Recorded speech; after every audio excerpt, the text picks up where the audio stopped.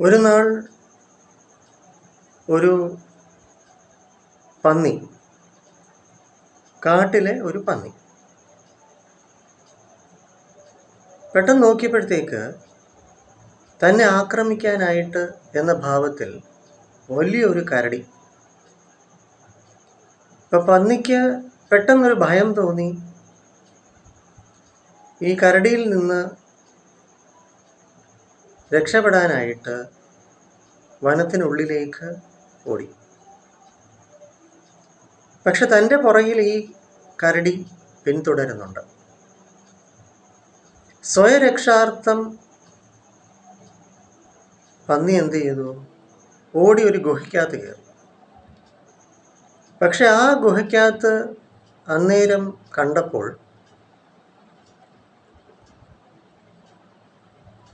ഒരു മാനും തൻ്റെ 3 കുട്ടികളും. അപ്പം മാന് ഈ പന്നിയെ കണ്ടപ്പോഴത്തേക്ക് അതിനെ പേടിയായി. തൻ്റെ കുഞ്ഞുങ്ങളെ ഈ പന്നി ആക്രമിക്കുമോ?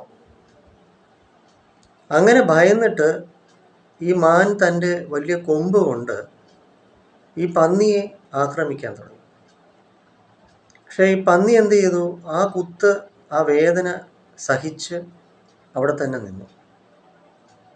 പന്നിയുടെ ആ ബലം, കാട്ടുപന്നിയാണ്, അതിൻ്റെ ബലം കൊണ്ട് തീർച്ചയായിട്ടും ഈ മാനിനെ പ്രതിരോധിക്കാൻ, തിരിച്ച് അതിനെ ഉപദ്രവിക്കാൻ സാധിക്കും. പക്ഷേ ഈ പന്നി ഒന്നും ചെയ്യാതെ തൻ്റെ വേദന സഹിച്ച് ഈ മാൻ്റെ കുത്തേറ്റുകൊണ്ട് അവിടെ തന്നെ നിന്നു, ഗുഹയ്ക്കകത്ത്. അപ്പോഴത്തേക്കും ഈ കരടി അതുവഴി കടന്ന് പോയി. അപ്പോഴാണ് ഈ പന്നി പറഞ്ഞത്, സുഹൃത്തേ, മാനെ, ഒരു നിമിഷം പോലും വേണ്ട നിന്നെ എനിക്ക് വകവരുത്താൻ. നിന്നെക്കാട്ടിലും ബലം എനിക്കുണ്ട്. ഞാൻ ശക്തനാണെന്ന് നിനക്കറിയാം. പക്ഷെ നിന്റെ കുത്ത് ഞാൻ ഏറ്റത്, വേദന സഹിച്ചത്, ഇതിലേ കടന്നുപോയ ആ കരടി, അവൻ വിഷയക്കാരനാണ്, അവൻ കുഴപ്പക്കാരനാണ്. അവൻ ഈ ഗുഹയ്ക്കകത്ത് കയറിയിരുന്നെങ്കിൽ എന്നെ ആക്രമിക്കാൻ വന്നതാണ് അവൻ. പക്ഷേ ഞാൻ ബഹളം വയ്ക്കാതെ നിന്റെ കുത്തേറ്റ് ഞാൻ സഹിച്ച് നിന്നത്, ഒന്ന് എനിക്കും ബുദ്ധിമുട്ടാകും, മാത്രവുമല്ല നിനക്കും നിൻ്റെ കുഞ്ഞുങ്ങൾക്കും വിഷമമായിട്ട് തീരും. അതുകൊണ്ട് മാത്രമാണ് ഞാൻ സഹിച്ചത്, അല്ലാതെ നിന്നെ എനിക്ക് തിരിച്ച് ആക്രമിക്കാൻ അറിഞ്ഞൂടാത്ത കൊണ്ടല്ല. അപ്പോഴാണ് ഈ മാൻ തിരിച്ചറിഞ്ഞത്, തൻ്റെ ഭാഗം തെറ്റായിപ്പോയി. പക്ഷേ സ്വാഭാവികമായിട്ടും മാൻ തൻ്റെ കുഞ്ഞുങ്ങളെ സംരക്ഷിക്കണം, തന്നെ സംരക്ഷിക്കണം. അത് കാട്ടുപന്നിയാണ്, തന്നെ ഉപദ്രവിച്ചേക്കാം എന്ന ഭയപ്പാടിലാണ് അത് ചെയ്തത്, മനഃപൂർവ്വമല്ല.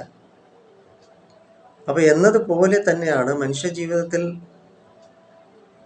ഓരോരുത്തരും ഓരോ സാഹചര്യത്തിൽ ആണ് പലരും പലതും സഹിച്ച് ക്ഷമിച്ച് മുന്നോട്ട് പോകുന്നത്. കുടുംബജീവിതത്തിലാണെങ്കിൽ പോലും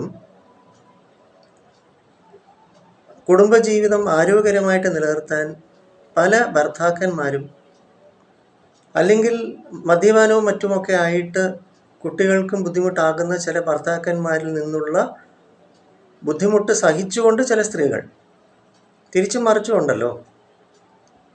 ഇപ്പം മനുഷ്യ ജീവിതം പന്നികളെ പോലെയാണ് സത്യത്തിൽ. ഈ കാട്ടുപന്നിക്കുണ്ടായ അനുഭവം പോലെ തന്നെയാണ് മനുഷ്യ ജീവിതം. അല്ലാതെ പ്രതിരോധിക്കാൻ ശേഷിയില്ല എന്ന് ആരും ആരെയും കുറിച്ച് കരുതരുത്. എല്ലാവർക്കും അവരുടേതായ ശക്തിയും ബലവും യോഗ്യതയും ഒക്കെ ഉണ്ട്.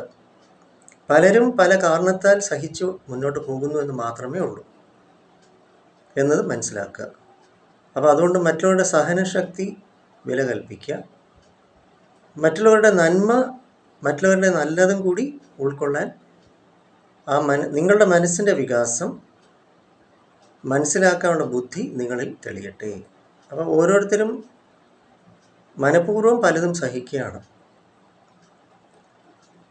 തിരിച്ച് അവർക്ക് പണി കൊടുക്കാൻ അറിഞ്ഞിടാത്തതുകൊണ്ടല്ല, പല കാരണങ്ങൾ കൊണ്ട് അവർ ആ സഹനം, വേദന അവർ ഏറ്റെടുക്കുകയാണ് ചെയ്യുന്നത്, സാക്രിഫൈസ്.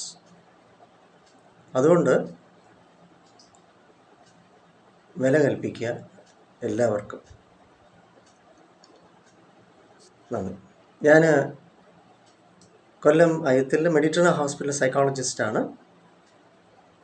തീർച്ചയായിട്ടും നമുക്കവിടെ ആങ്കർ മാനേജ്മെൻറ്റ്, അതുപോലെ ആങ്സൈറ്റി, ഉത്കണ്ഠ, കുട്ടികളുമായിട്ട് ബന്ധപ്പെട്ട ഇപ്പോഴത്തെ ഒരുപാട് വിഷയങ്ങളാണല്ലോ, മൊബൈലുമായിട്ട് ബന്ധപ്പെട്ടതും മറ്റും, addictions, family therapy, family counselling ഒക്കെ ഉണ്ട്. നമുക്ക് സ്വന്തമായിട്ട് മുഖത്തലയിൽ NP സ്കൂൾ ഓഫ് തോട്ട്സ് ഉണ്ട്.